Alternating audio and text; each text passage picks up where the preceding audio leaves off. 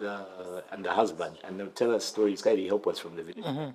The Kalulu stories, man. You'll be like, when there's no power, you There's like no power, sit bro. and you have to I think that's how I actually got to know about where my father is from. Before I could even go there, like we had all the stories about Mukoni, the soya falls, the cheese, how the cheese was succeeding each other and stuff. But then it's not like that anymore. Yeah. Now when the lights because go everybody's on their phones and people are doing whatever they need I to. think this generation is going to miss out on a lot. Yeah. But you know who's to blame for that? It's literally us. Yes. Because the same way Lee is saying that they're on their phones, I don't actually mind that. It's actually the content on their phones. So what if, and this has been like a crazy thought I've had for a long time. What if you went around the country, okay, me with a radio background, I approached it from that, and you gathered all these stories from community radio stations. You just give a call to action, and you say, come in and you tell your story. Okay? That would be all great. These traditional stories, these Kalulu stories, and you digitalize that. So then I don't mind if you're on your phone Because you're going to see it definitely. Consuming our content, our stories, our heritage. That's preservation. So for me, that's really the issue. I don't mind you being on your phone as a youngster. But what are you watching? What are you listening to? And in turn, you're powering that economy, the economy behind where that content is. I think you're right. We have to go back to a space where we create from what we have so that people can see exactly what we have. Our stories, our I see. Because it definitely like influences a lot. And I know in this episode, once we get in studio, we're going to discuss how this also affects things like governance. You know, we've talked about how it affects the nuclear family, for example. You know, the lights go off, everyone's off on their phone in their corner. Before it was everyone was gathered around. To see me. Those like, and the eldest baby person, or anyone who's got a story anyway. Because my grandma would say, then you. So sometimes you would even, to a larger degree. Tell those stories now. Do you remember the stories your grandma used to tell? Maybe one or two. Maybe one. There's a lot of information that you've consumed now after. But you know, the grandparents still remember. And you pay good money for those. So therein lies even another business opportunity, a financial window in which these things can be highly, impactful, even in the economy. And those are the old Zambian stories, which were, of course, trading for free. But now, if anything, there's a need to do that even more because they're about to be lost in time. There was someone who was doing, I don't know who, but there was an artist who was doing like some anime or something of like Tushimi, and I don't know, that was like some good 4 years ago, but that thing just went up. I used to follow the guy, I can't remember, not Zagado or whatever, but there was a guy who used to do... Was it a funding issue as usual? I don't, could be. Yeah, but the stories were nice. I remember he was telling a story about just these very folk tales, like about a clever monkey and whatnot, and you know, the monk stole some bananas from the old man, and the old man set a trap for the monkey. Girl does the same on TikTok. She does like simple. I think she uses. But they always had like moral of the story. So there was also, in as much as you are like listening to the story, you are getting a whole lot of like education and just mindset transformation and all that. So they were really useful. Really useful. Yeah. I think movie TV also had at some point. I think, but that was like 2008. They had, I think, Utushimi. Yeah. You remember that show, Utushimi, right? Yeah. So they were bring, but I don't know. I don't watch TV as much, so I don't know whether they still. No, and that's a valid point once again because we're consuming all these things on our digital spaces. So times have changed, but therein, as I said, lies the opportunity. So let's get in the studio. We explore those opportunities, where they are, where they could be. And let's absolutely find out because when it comes to making a living through art or when it comes to making sure that we have our heritage preserved, I think these are the conversations we need to have. We need to have, true. All right.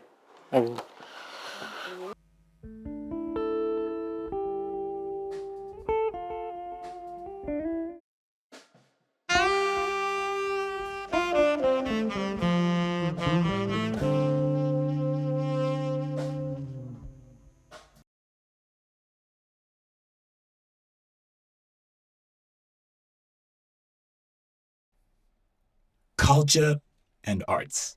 In our society, I mean, it's more than just a song and dance. It's more than just a great performance. It's more than just a memorable song. It is actually rooted in our culture because it influences community cohesion, all the way up to even governance issues. And of course, there's the economic impact of it as well. Now, the main question that we are gathered here to try and figure out, and thanks for coming along on this journey, is are we unpackaging it in its totality? Are we really approaching it holistically? And if not, what are some of the avenues that we're missing out on?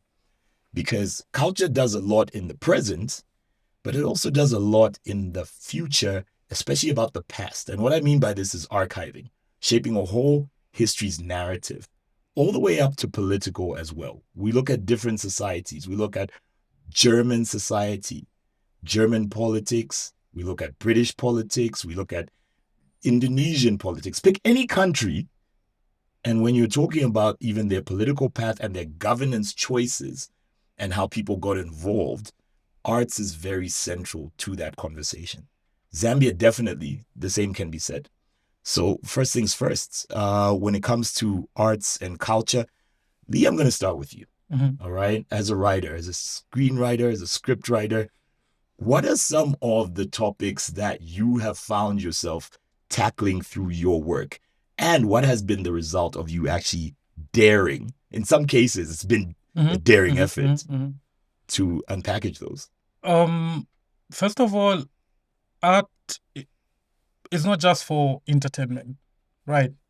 There's a whole lot that the arts per se get to do for a people, mindset transformation and whatnot. So when you are in a position to use your craft, like mine, which is writing, directing, and acting, of course, both film and theater, you need to understand that you have a responsibility to project what you are as a people. So to answer your question, I'm very deliberate about the stories I tell. I like to do a lot of social commentary, but also touch on our cultural aspect in terms of how we live life.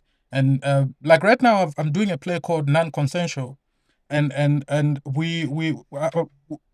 I'm glad that I'm doing it now because we are in the 16 days of gender activism and whatnot. Yeah. It's basically a story about marriage and the rights of a man and a woman when it comes to them being a couple. It could be different in other societies, but personally for me, I'm trying to project what it is to be a husband in Zambia, what it is to be a wife in Zambia. Yeah. And to a larger degree, when people come to watch, I expect a lot of mindset transformation, people to get, oh, this is actually us. And that way we keep promoting and, keeping our culture locked and solid. So you want that conversation to be sparked? Yes. To what degree? To a very large degree, because most of and I'm saying this with a very high sense of responsibility. We're people that sometimes we don't like to talk about certain stuffs, and as an artist, for me, I need to put things out there so that we begin to have these conversations. Yeah. If you don't talk or address certain issues, then they're not there. Then how do you shape minds? How is the next generation going to know what is happening? And I'm being deliberate in terms of documenting it because that's one of the things that we don't usually do. Some few months back, I think last year, I was in a country where they asked me, "What do you do?" I'm an artist. Okay, show us some of your work. And I was like, "Oh, I need to start documenting stuff." So basically, I wanted to go as far as if everyone in Zambia can watch it. Of course, it's rated, but if the target audience can watch it, then I would have done my job as an artist. Okay. Yeah. Okay. Now, Tabita, you're coming from an organization that obviously tackles a lot of, for lack of a better term, technical social issues, right? Why have you guys gravitated to use arts and collaborate with people like Senford when it comes to how they disseminate a message? Okay, thank you. I wanted to actually add on what Lee was saying that art is an expression of a society's culture, like it's an expression of the society that already exists. Reminds me of one of my favorite songs by Peterson. I think it's Job 13:13, where he says, my isinyanja, so nyimbo zanga sizima shaming a society. That's a reflection of the society that already exists. And then I'll also ask, when he does a play like Non-Consensual and it's bringing out certain issues that we don't like to talk about, like in a normal conversation, But then society becomes like you have that uproar of people. There's certain things that they didn't want to see because I think we are a society that likes to keep silent on certain issues. Like, how do you then deal with that? Like, there's culture, and there's art that expresses the culture or how the society is governed, how people interact. Right.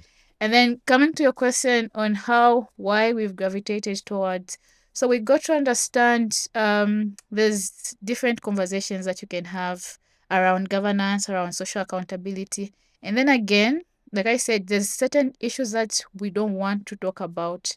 And when it comes to holding leaders accountable, talking about community development, most people wouldn't want to put themselves out there. So they try to hide, and probably others maybe might use social media. Yeah. But when you express it using art, using music, dance, using satire, you're able to relay that information to a larger audience. If it's communities, you're able to relay that information to marginalized communities. So we got to understand the power that art has. And as much as it's about entertainment, but we got to understand the education and governance aspect of it. And so that's why we've been championing this increased funding to the sector, and also for the sector to be looked at as an investment sector and not a sector that you just give grants to. All right. So before we talk about the economic side of what it means to amplify art and to truly unpackage the advantage of having artistic conversations or conversations spurred by art in our societies, I want to talk about the fact that you mentioned a very important word: accountability. Accountability. So you are putting a script together. You've chosen your subject matter. You've chosen your protagonists. When it comes to accountability, how do you tactically put out the individuals that you need to act? For example, it's a call to action, right? You're writing with a call to action, whether it's a person in government, whether it's a man in his household. So how do you tug at those strings? Does it always have to be controversial? No. And yes, to some degree, because I thought he answered that no a bit too quick. He's like, wait, there's more. because one of the things that I've learned in my life of doing film and theater is that you are not true when you're not being truthful to your craft when what you are saying has no truth in it. By that I mean a lot of us, creatives are so, of course, there are other factors that might make you not, touch certain topics or whatnot. But accountability starts with you as an individual. Okay. So we see some things going on in the society, and then you go like, why am I quiet about it? That's the first question. Okay. So the moment that begins to poke, chip in and make you feel uncomfortable, then it tells you there's a need for you to address that issue. And it doesn't matter who. What is really key is that are you pushing the message out there positively? Of course, sometimes as creatives, we're humans. I would feel very aggrieved as a person, and I just want to lash out and say some stuff that. But there's also what we call constructive art. I could literally pin down certain things and criticize a leader or demand for accountability from a leader in a more creative and more. I'm not being apologetic. Don't make a mistake about it. Okay. I'm just being artistic, and maybe when you look at it that way, it might spark or provoke a certain reaction from you, and maybe from that reaction and that spark, we'll see certain changes. Okay. And I think at the core of being an artist, that's what is important. Right. Sparking conversation. Yeah. Having people look at certain matters. Having someone say, it could be right. What if we do it like that? Okay.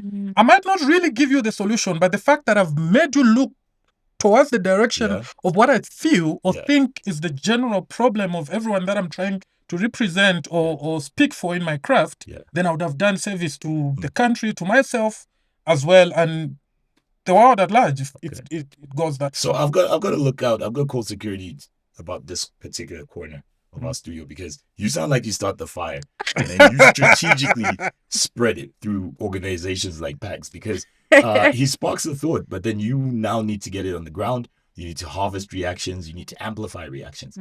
Tell us how you do that strategically. It's like, that's what I'm not saying. A one-man. That's the Nodi corner. That's the Nodi corner. So how do you now plan that as a strategist at your level? How do we? I think, like he said, it's more of a collaborative effort. So they have the creative freedom, they do all the creation and whatnot, and then we work together to see how best can we like give out this information. Where do we go? How do we mobilize? But then if it's in I think creatives, the artists already have those numbers. They have the power to mobilize, be it online, be it at community level in the physical space. So it's very easy to collaborate with the artists. So we just put our minds together and bring one into. Great. And when it comes to harvesting the results and the impact, because we know you have engaged in the arts as PAAGZ to get certain messages, certain boxes ticked in society to bring about actual change after the awareness part as well. So then how do you harvest that information and get it on the ears of the decision makers? So I think what has worked for us now is we call it evidence-based advocacy. So we've conducted some studies, baseline. At first, we did a baseline study to understand, because we wanted to know how the sector looks like before we went into it. Like what are the numbers? So conduct a study, puts 1 and 2 together. And so when you are advocating for certain issues and you want to see change, when there's evidence, there's no way they can you can't argue against what's like facts. These are facts. This is what the numbers say. This is what's on the ground. So it's easier for us to work with evidence, and that's why we've conducted these studies. We've done one study on artistic rights, the institutional and legal framing for artistic rights in Zambia. We also wanted to understand what the sector looks like for artists like Lee, who speak truth to power, or who use their art to champion certain issues, be it issues around governance, or is it social accountability. So I think previously, I don't know if it's happening now, but previously we got to understand there was the use of the defamation of the president law, which was, I think it was removed in 2022, is what was used the most to clamp down on artists that spoke truth to power or were holding leaders accountable. What that did, even though the law was removed, what that did is self-censorship. So a lot of artists, I think, self-censor. I don't think the past 2 to 3 years we've had, I think the past 4 years we've had any songs or any pieces of art, maybe I haven't come across them, that have highlighted certain issues that have been going on in the country.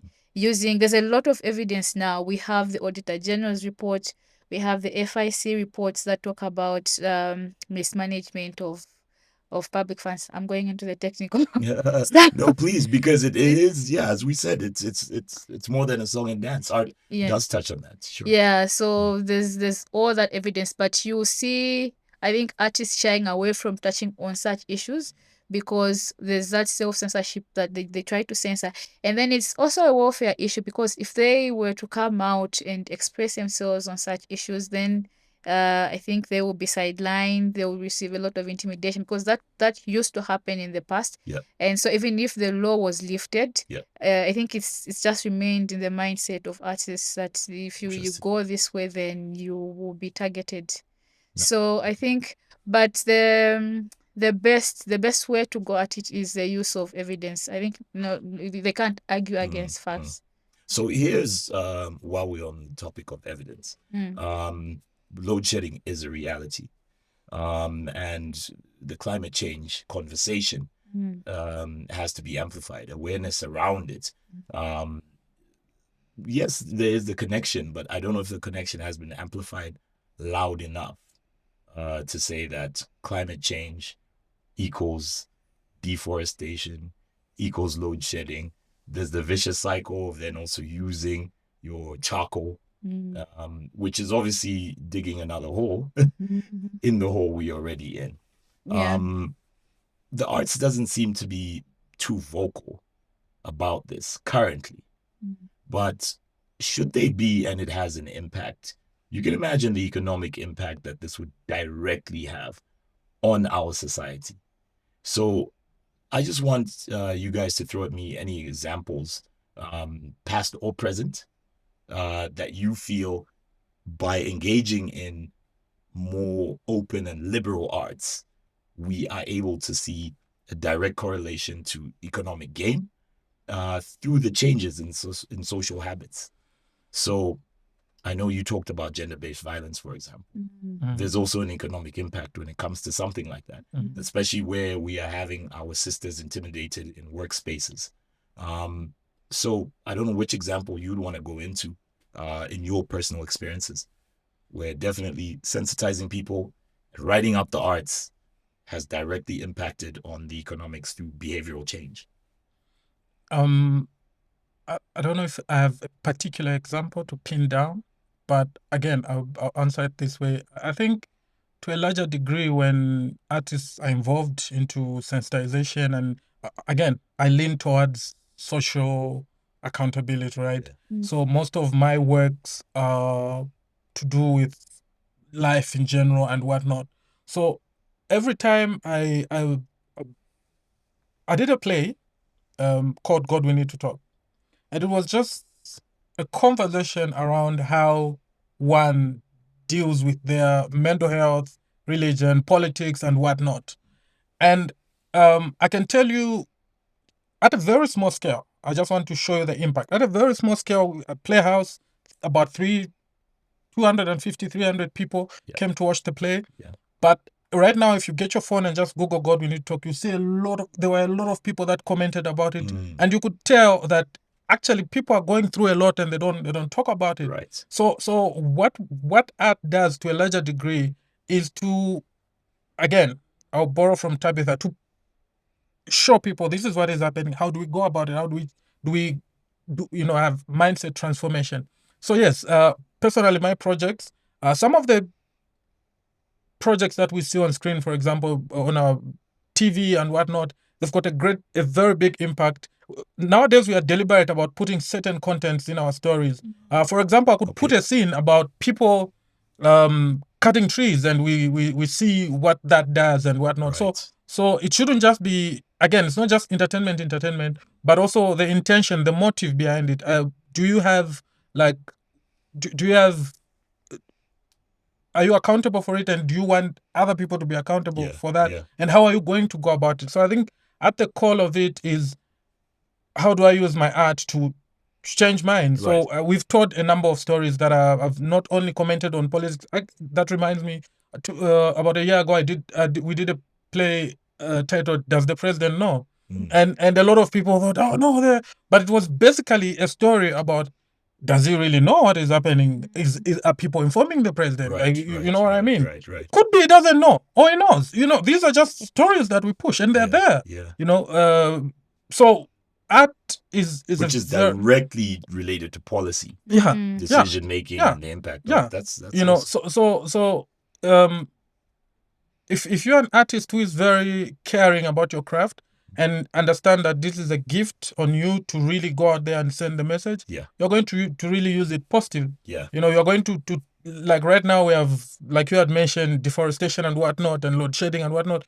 Yes, we could say it's because this is not done, but also as a people, what have we done to try and see how we balance that? Because not just about calling on leaders. Personally, as individuals, what have we done? That's true. But at the end of the day, we shouldn't be in a space where we feel like, no, we can't comment because no. Wow. At the end of, they should be balanced. Because if you don't talk, then it's not affecting you. So that's very interesting what Lee has said. I wanted make to your point real quick. Yeah, I wanted to say the 2021 elections. I think the 2021 elections were a good example of how artists, creatives pushed the youth vote agenda. So there was a lot a lot of advocacy by musicians, a lot of musicians. I think a lot of artists. So like people coming together, advising or calling on young people to vote. And we saw how by the time elections, people were voting in the elections. There was this hype. Right. I think there's been these complaints that we don't have the hype anymore towards the 2026 elections. And remember, I said we've had like we've had now a decline in how artists are engaging in certain issues around governance and social accountabilities. But previously, before the 2021 elections, there was a lot of hype. But we had artists supporting both sides. And so that really did add to like mindset change for young people to register to vote. And I think we had the largest voter turnout since we went back into multi-party elections, and the majority of the people that voted were young people. We had we in 2020 we had artists that staged the bush protests. So we had the likes of Biflo, Pilato, and Mwiza and Wezi and the likes. And so it was a group of artists. I'm sure we all remember how they were holding or calling on the government on how they were misusing funds and whatnot. And so it was all a build up, but it was all artist led. Yes, it was artist led. Yeah, so there was, I think that was a very good example of how art can influence like policy governance conversations. All right. Now, I was definitely gonna amplify that point, as Tabita has so well done, to say that what you guys have just described is that art is a two-way conversation when it comes to governance, economic messaging, dissemination, community cohesion. So it is a two-way conversation because it depends which hat you're wearing. If you're on the politician side who's trying to sit in his office for as long as he or she possibly can and be as comfortable as they can, then you obviously will realize the art side that is gauging what's on the ground and criticizing in some cases, but basically informing you of decisions and perceptions, both popular and unpopular, right? So that's the art talking to governance, but there's also governance talking to the community through art. So it is a two-way street. It's a two-way conversation. And at the end of the day, the platform needs to be there. The systems need to be there. So the art can be created and go in whichever direction it needs to be. I want to conclude by just both of you telling me, is that system ample enough as it stands? And if not, what can we do to create it so that it does its job of these two-way conversations and these real impacts, examples like what you've given? Tabby, I'll start with you.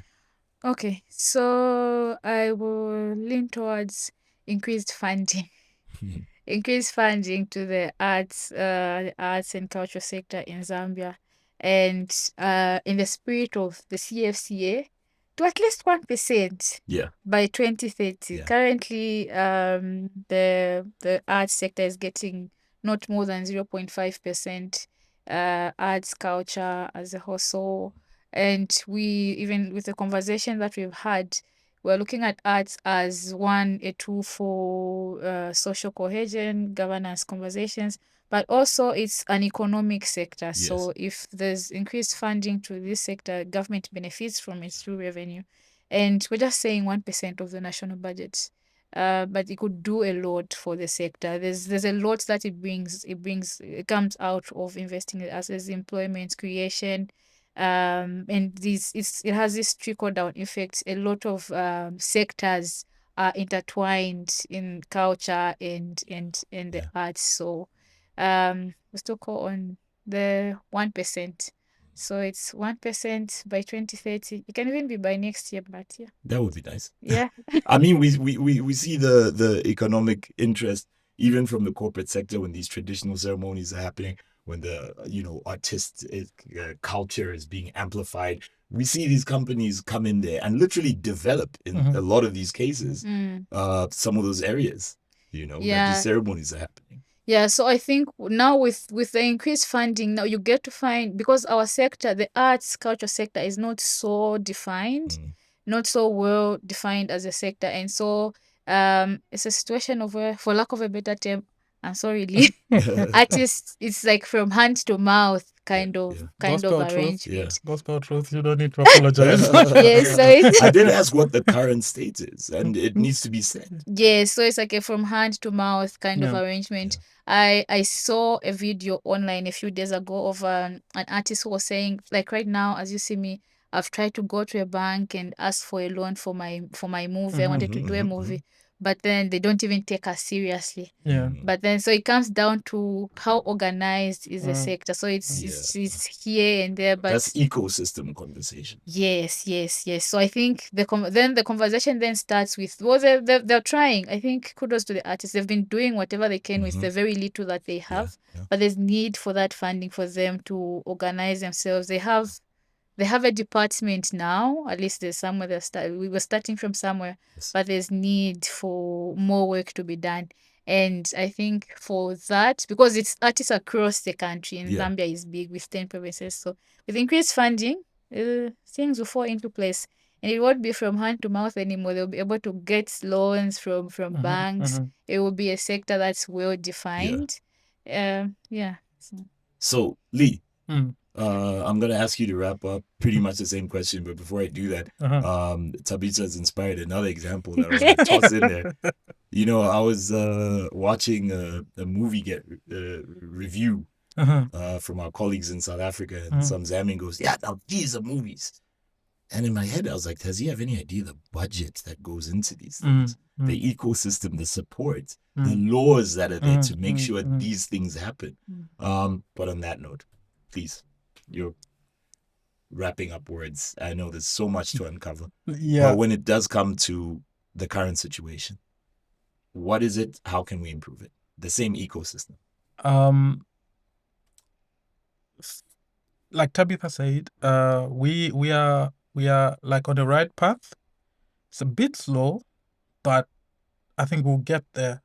What is really key is that also as the artists, we carry ourselves with the much needed value, so that even as we sit on around tables where they're having these conversations, we are not coming out timid or feeling like we are not worth of what we feel should be pumped into the arts. Okay.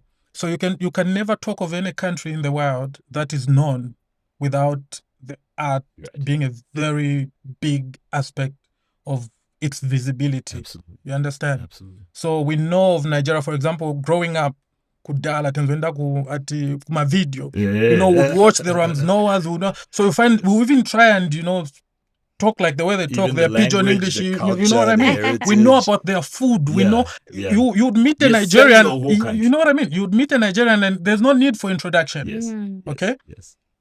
Just here, rumba music and whatnot. We grew up dancing pama lineups and whatnot. Okay? So the visibility of the country is what attracts, tourists and whatnot. Now we have foreign exchange and whatnot. So it's a bigger conversation. Only if we can look at it from a business angle. Right. Art is not just for entertainment. Right. This is a business. This is $1 million business.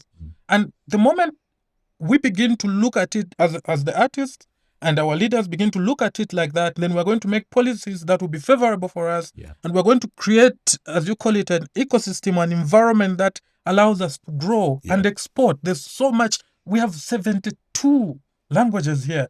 There's so much people haven't seen about Zambia. If I tell you, if I'm to do quick math, I would say people haven't even seen 2% of what Zambia is. True. Zambia is so beautiful. There's so much here that we can push out there, and it's all about us sitting down and making policies and creating a space that will allow us to grow economically. Fume alone in Nigeria contributes largely to the GDP of the country. We can do that here. There's a lot of creativity. With look at what we are putting on our screen with minimal budgets. Imagine what we can do with a bigger budget. Absolutely. So I feel there's so much potential, and it's up to us, our leaders, the policies that we make, the conversations that we begin to get to have, and the seriousness that we give this business, this million. Look, art transcends everything. Right.